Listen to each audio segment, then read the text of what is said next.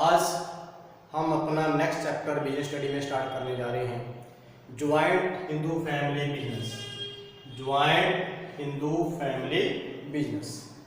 तो स्टूडेंट्स, इसमें joint Hindu family business को करने से पहले हम इसका मीनिंग ले रहे हैं। Meaning of joint Hindu family.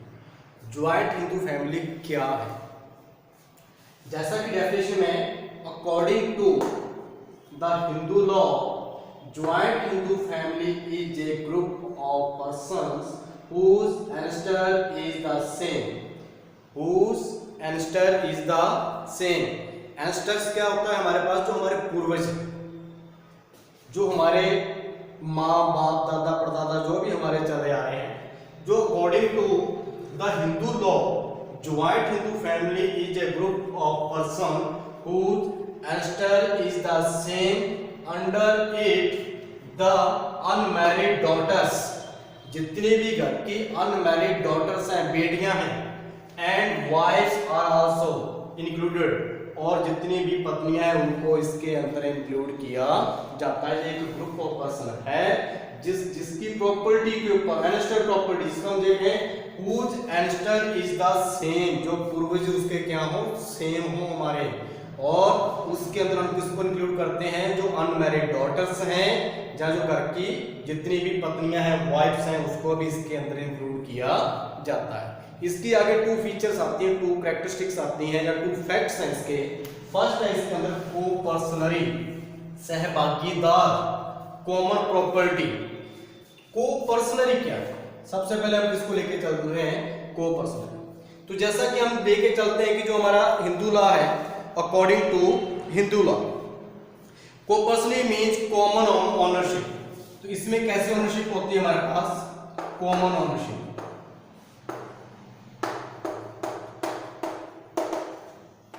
Common ownership होगी एक सामूहिक रूप से, सभी ग्रुप की ओनरशिप होती है। जैसे ही एक बच्चा घर में पैदा होता है, जन्म लेता है, बर्थ होता है उस बच्चे का, और वो उस प्रॉपर्टी का क्या बन जाता है? ओनर बन जाता है। और ये जितनी भी ओनरशिप होती है, ये वाली ओनरशिप जो हमने ली है, ये अकॉर्डिंग टू लॉ होती है, according to law, not by contract. जैसे पार्टनरशिप में हम क्या करते हैं? कंट्रैक्ट करते हैं। इसमें कंट्रैक्ट के द्वारा नहीं, इसमें किसके द्वारा होती है? लॉ के द्वारा होती है। क्योंकि ये देखिए, घर में बच्चा पैदा होता है, उसका रिलेशन तो होता है, किसी का वो बेटा है, किसी का वो भतीजा है, कोई ना कोई रिलेशन उसके बन जाते हैं। तो ऐसे ही जैसे ही एक बच्चा घर में जन्म लेता है, जन्म लेते ही उसका प्रॉपर्टी में इक्वल राइट होता है। ये मत सोचना कि एक बड़ा है उसका राइट ज्यादा होगा और एक छोटे बच्चे का राइट क्या होगा? कम होगा। ऐसा नहीं होता। प्रॉपर्टी में भी उसका क्या है? इक्वल राइट है। और जैसे ही वो बच्चा बड़ा होता है, वो प्रॉपर्टी के डिवीजन की डिमांड कर सकता है। किसकी डिमांड कर सकता है? प्रॉपर्टी के डिवीजन की। वो अपने शेयर की डिमांड करेगा कि मेरा शेयर मुझे दिया जाए। तो ये हमारे पास थी को-पर्सनरी। और दूसरी बात ये है कि जैसे ही वो बच्चा, आपको बोला है कि जन्म लेता है, बर्थ लेता है, बर्थ से ही वो क्या बन जाता है? इमीडिएटली आफ्टर बर्थ वो उसका क्या बन जाएगा? इक्वल राइट हो जाएगा। और उसको हम क्या बोलते हैं? को-पर्सनर।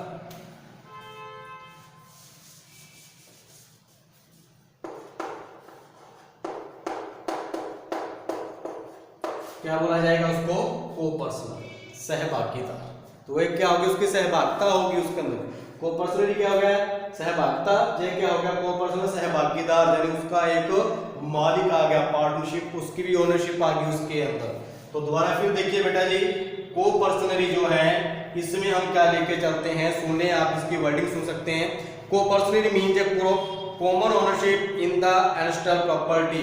तो जो हमारी एंसेस्ट्रल प्रॉपर्टी है, उसके अंदर कॉमन ओनरशिप, यानी सभी की जो सामूहिक ग्रुप के अंदर ओनरशिप होती है। और इसकी जो को-पर्सनरी के अंदर according to Hindu law, law के अकॉर्डिंग हमारी इसके अंदर हम इसके क्या बनते हैं? ओनरशिप आती है। किसके अकॉर्डिंग होती है?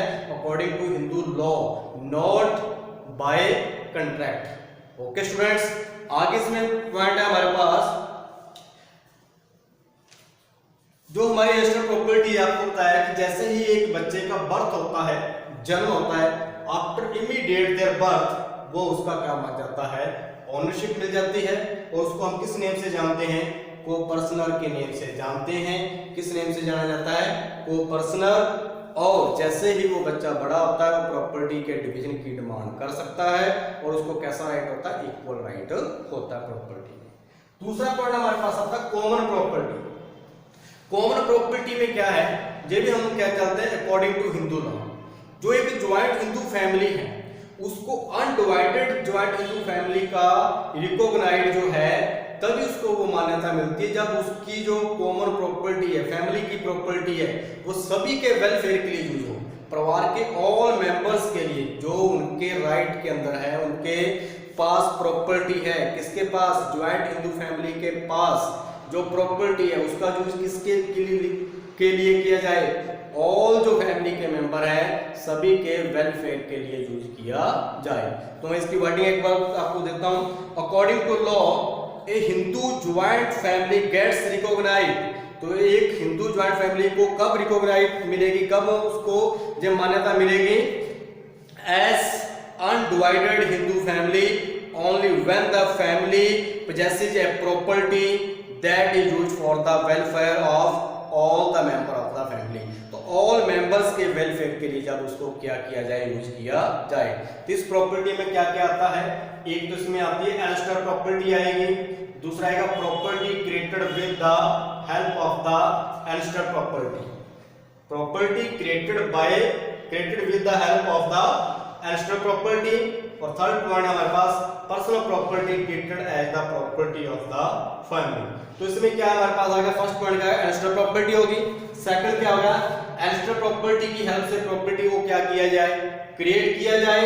पर्सनल प्रॉपर्टी को क्या माना जाए, किसकी प्रॉपर्टी माना जाए, फैमिली की प्रॉपर्टी माना जाए। फिर दोबारा सुन लीजिए, फर्स्ट पॉइंट क्या है हमारे पास, एंसेस्टर प्रॉपर्टी। सेकंड क्या है हमारे पास, property created with the help of the ancestor property, यानी एंसेस्टर प्रॉपर्टी की हेल्प से प्रॉपर्टी को क्या किया जाए और प्रॉपर्टी आगे बढ़ाई जाए। जैसे हम ये कहें कि हमने एक फैक्ट्री है, उसके द्वारा हमने एक फैक्ट्री और लगा ली, किसकी हेल्प से, जो हमारी एंसेस्टर प्रॉपर्टी है उसकी हेल्प से आगे और हमने प्रॉपर्टी को क्या किया, क्रिएट किया है। जहां जाके पर्सनल प्रॉपर्टी, जो हमारी पर्सनल प्रॉपर्टी है उसको किसकी प्रॉपर्टी माना जाए, पूरी फैमिली की प्रॉपर्टी माना जाए। तो ये हमारे पास हमने अभी पॉइंट किया meaning of joint Hindu family, उसके टू पार्ट्स किए हमने, को पर्सनली एंड कॉमन प्रॉपर्टी। आगे हम जो पॉइंट करने जा रहे हैं, school of Hindu law.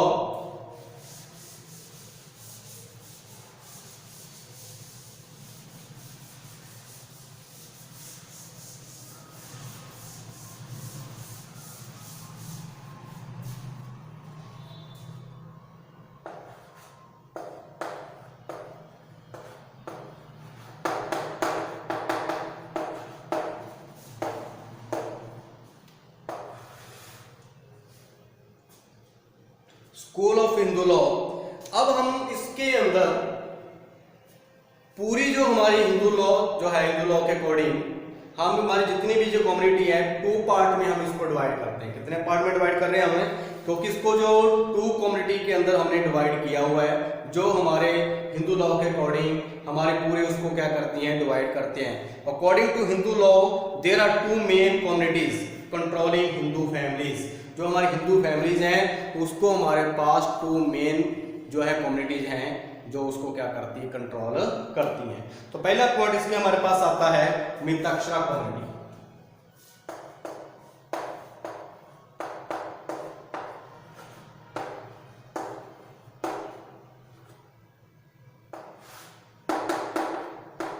Mitakshara community, Mitakshara community क्या है हमारे पास, जो हमारे पास इसको लेके चल रहे हैं हम। इसमें ये पहले तो देखिए कि ऑल इंडिया में ये हमारे पास पॉपुलर है, एक्सेप्ट किसको छोड़कर, Bengal, Assam and some parts of Orissa.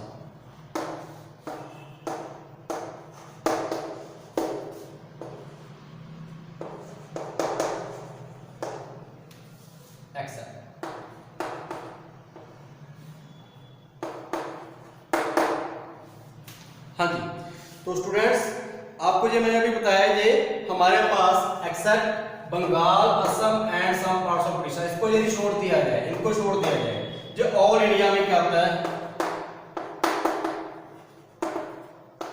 Mitakshara community लागू होती है। किसको छोड़ दिया जाए, except Bengal, Assam and some parts of Orissa, इसको क्या कर दिया जाए, छोड़ दिया जाए। बाकी जितना भी हमारा इंडिया है उसमें ये कम्युनिटी, मिताक्षरा कम्युनिटी हमारी क्या होती है, लागू होती है। इसमें क्या होता है कि जैसे ही एक बच्चे का बर्थ होता है, जन्म होता है, जन्म होते ही उसको प्रॉपर्टी में क्या मिल जाता है, राइट मिल जाता है। पूरे का पूरा अपने फादर की प्रॉपर्टी में राइट, इक्वल राइट मिल जाता है। जैसे ही एक बच्चे का क्या होता है, birth, after birth, just after birth हम देखेंगे प्रॉपर्टी में कैसा राइट होता है, उसको इक्वल राइट होता है। और जैसे ही वो अडल्ट मीन उसकी एज कितनी हो जाती है, 18 साल की हो जाती है, तो वो प्रॉपर्टी के डिवीजन की डिमांड कर सकता है। जैसे ही उसकी एज क्या होती है, 18 साल की होती है, तो वो प्रॉपर्टी के डिवाइड की, डिवीजन की डिमांड कर सकता है। और बात इसमें, इसके अंदर जो उसका राइट है वो ऑलवेज अनसर्टेन रहता है। क्या रहता है, अनसर्टेन। कैसे, अब ये देखिए कि घर में एक बच्चा पैदा हुआ तो सारी प्रॉपर्टी उसकी हुई, जब दूसरा बच्चा और पैदा हो गया तो प्रॉपर्टी 2 भागों में डिवाइड हो गई, बच्चे 3 पैदा हो गए, प्रॉपर्टी और क्या होगी, डिवाइड होगी। अनफॉर्चुनेटली किसी की डेथ हो गई तो प्रॉपर्टी फिर क्या होगी, बढ़ गई। तो इसमें अनसर्टेन रहता है। नए मेंबर के आने से प्रॉपर्टी क्या हो जाएगी, कम हो जाएगी। बाय चांस अनफॉर्चुनेटली कोई घर का मेंबर डेथ हो जाती, चला जाता, तो प्रॉपर्टी का राइट बढ़ जाएगा। तो ये हमारे पास है मिताक्षरा कम्युनिटी। तो मिताक्षरा कम्युनिटी कहां पे होती है, ऑल इंडिया में जो पॉपुलर है। किसको छोड़कर, except Bengal, Assam and some parts of Orissa, यदि इनको छोड़ दिया जाए, इनको छोड़कर ऑल इंडिया में जो पॉपुलर है, सारी जगह ये चलती है। और जस्ट आफ्टर बर्थ, जैसे एक बच्चे का बर्थ होता है, उसको प्रॉपर्टी में कैसा राइट मिल जाता है, इक्वल राइट, यानी अपने फादर की जो प्रॉपर्टी है उसके अंदर कैसा राइट मिल जाता है, इक्वल राइट। जैसे ही उसकी एज कितनी साल की होती है, 18 साल की होती है, 18 साल का होता है, तो वो अपनी प्रॉपर्टी के डिवीजन की डिमांड कर सकता है। लेकिन एक बात और है, इसमें उसका जो राइट है ऑलवेज कैसा रहेगा, अनसर्टेन रहेगा, अनिश्चित रहेगा। एवरी बर्थ के साथ उसका जो शेयर है कम हो जाएगा, और एवरी डेथ के साथ उसका शेयर क्या हो जाएगा, ज्यादा हो जाएगा, बढ़ जाएगा। आगे नेक्स्ट पॉइंट इसी के अंदर हमारे पास मिताक्षरा कम्युनिटी। नेक्स्ट पॉइंट हमारे पास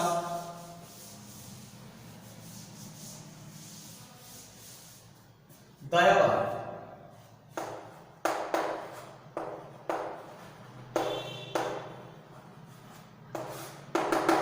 दायावाद कम्युनिटी क्या है हमारे पास, क्योंकि हमने 2 पार्ट में कम्युनिटी को डिवाइड किया, मिताक्षरा कम्युनिटी एंड दायावाद। तो दायावाद कम्युनिटी कहां पे लागू होती है, जैसे ये होती है हमारे पास Assam, Bengal and some parts of Orissa.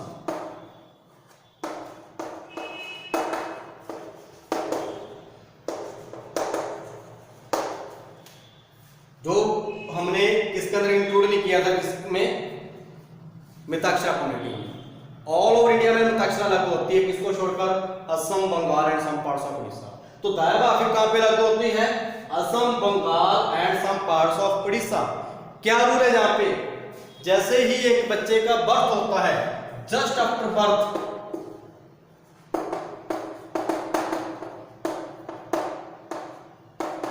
उसे अपने फादर की प्रॉपर्टी में राइट नहीं है, यहाँ पे नो राइट।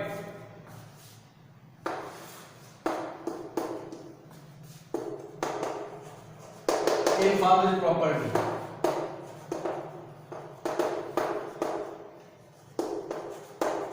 यानी जस्ट आफ्टर उसको प्रॉपर्टी में राइट नहीं है, जब तक उसका फादर जीवित है, फादर की लाइफ टाइम तक उसको राइट नहीं होता। कब तक राइट नहीं होता, लाइफ टाइम ऑफ फादर, जब तक फादर जीवित है। फादर के जीते जी बेटे को कोई राइट नहीं है। कब राइट होगा? डेथ के बाद, after death of his father. हाँ जी स्टूडेंट्स, क्लियर हो गया आपको पॉइंट दोनों? तो मुताक्षरा कम्युनिटी में मैंने क्या बताया था, जो ऑल इंडिया में पॉपुलर है, किसको छोड़कर? Except Assam, Bengal and some parts of Orissa. जैसे ही एक बच्चे का, एक न्यू बेबी का घर में बर्थ होता है, उसको प्रॉपर्टी में क्या मिलता है? फुल राइट होता है, इक्वल राइट होता है।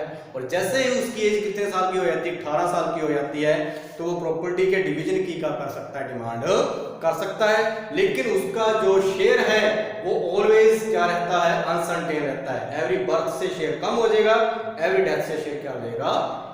बढ़ जाएगा। लेकिन दाएं भाग में क्या है? ये कहां पे लागू होता है? ये Assam, Bengal and some parts of Orissa. लेकिन जहां पे जस्ट आफ्टर बर्थ, जैसे बच्चे का बर्थ होता है, उसको अपने फादर की प्रॉपर्टी में कोई भी राइट नहीं होता। जब तक फादर जीवित है, पिता जीवित है, प्रॉपर्टी में बेटे को कोई भी राइट नहीं है।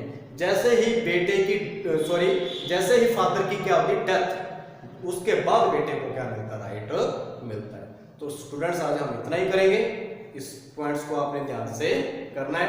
कल हम आगे करेंगे meaning of joint Hindu family business. आज हमने ओनली क्या किया है? ज्वाइंट हिंदू फैमिली को किया है। उसके आगे हमने क्या की? उसकी 2 कम्युनिटीज की, और उसके हमने पहले उसके 2 फैक्ट्स किए हमने, वो पर्सनरी एंड कॉमन प्रॉपर्टी। उसके बाद आपको स्कूल ऑफ हिंदू लॉ, जो हमारी कम्युनिटीज हैं, 2 मेन कम्युनिटीज जो हैं, कौन कौन सी, मुताक्षरा एंड दाएं भाग के बारे में आज क्लियर किया है। कल हम आगे नेक्स्ट पॉइंट करेंगे। Thank you students.